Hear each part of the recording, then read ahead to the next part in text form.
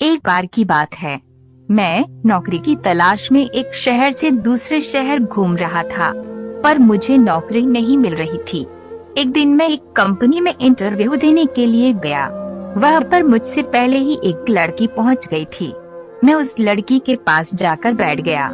वह लड़की मुझे इस तरह से देख रही थी कि मानो मैं उसका कोई दुश्मन हूँ, पर मुझे कुछ भी समझ में नहीं आ रहा था। हम दोनों का इंटरव्यू हुआ और हम दोनों ही उस कंपनी के द्वारा चुन लिए गए।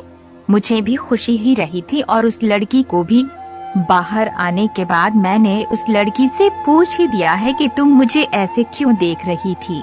उसने कहा, मुझे ऐसा लग रहा था कि तुम्हारे कारण मुझे नौकरी नहीं मिल पाएगी। मैंने हंस दिया, वह भी हंस पड़ी।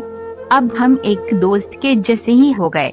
वह उस शहर में नई थी, मैं भी उस शहर में नया ही था। हमें रहने के लिए कोई किराए पर मकान की जरूरत थी। अब हम दोनों मकान खोजने निकल पड़े।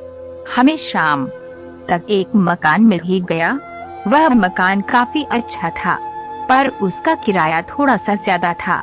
मैं उस मकान के मालिक को किराया कम करने को कहता ही रह गया, पर उसने एक भी पैसा कम नहीं किया। उस लड़की ने कहा, क्यों न हम एक ही मकान में रहे, जिस कारण हमें आधा आधा किराया देना होगा। मुझे ये विचार अच्छा लगा। हमने वह मकान ले लिया। हम दोनों ने मकान की सफाई की, कुछ जरूर सामान को खरीदा। अब हम दोनों सोचने लगे कि खाना कौन बनाएगा, क्योंकि मुझे खाना बनाने नहीं आता था। तो उस लड़की ने कहा, मैं खाना बना दूंगी, पर तुम्हें कपड़े और बर्तन को धुलना होगा। मैं तैयार हो गया। अब हम दोनों एक दूसरे को काफी मदद किया करते थे। आधा काम वो करती और आधा काम मैं। हम दोनों बड़े अच्छे से कंपनी का भी काम किया करते थे। अब हमें करीब 2 साल साथ रहते हुए हो गया था। मुझे वो कोई पराई नहीं लगती थी। हम दोनों अपने बारे में एक दूसरे को बताया करते थे। हमारी जिंदगी काफी मजेदार थी। एक दिन मुझे फोन आया कि मेरे पिताजी का दुर्घटना हो गया है। मैंने ये खबर उस लड़की को बताई। उस समय मेरे पास कुछ पैसे कम पड़ रहे थे। उस लड़की ने मुझे पैसे दिए और घर जाने को कहा। मैं अगले दिन ही अपने गांव के लिए निकल पड़ा। मैं रास्ते भर उस लड़की के बारे में सोचता रह गया। मैंने घर आकर अपने पिता को देखा, उन्हें कुछ भी नहीं हुआ था। मेरे घर वाले ने मुझे शादी करने के लिए बुलाया था। मेरे घर वाले ने मेरे लिए एक लड़की देख रखा था।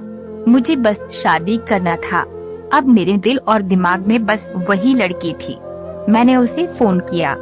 फोन उठाते ही वो मेरे पिताजी के बारे में पूछ रही थी। मुझे वो कह रही थी कि तुम कोई चिंता न लेना, मैं तुम्हारे साथ हूँ। तुम्हें पैसों की जरूरत होगी तो तुम मुझे जरूर बता देना। मैं एक शब्द भी नहीं बोल पा रहा था। मैंने अंत में बस इतना कहा, ठीक है, मैं तुम्हें कुछ देर बाद फोन करता हुए। इसके बाद मैंने अपने फोन को बंद कर दिया। उसके बाद आज तक मैंने उस फोन को खुला ही नहीं। मुझे आज तक इस फोन में से उस लड़की की आवाज आती है। उस लड़की के साथ किया हुआ। अब वह कहाँ है, क्या कर रही है, मुझे कुछ भी पता नहीं।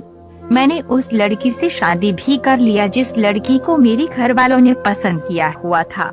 ये कहानी मुझे बताते हुए मेरे आँखों से आंसू निकल रहा है। बस मेरी यही कहानी है। इस कहानी में प्रेम को तोड़ने वाला सिर्फ मैं हूँ।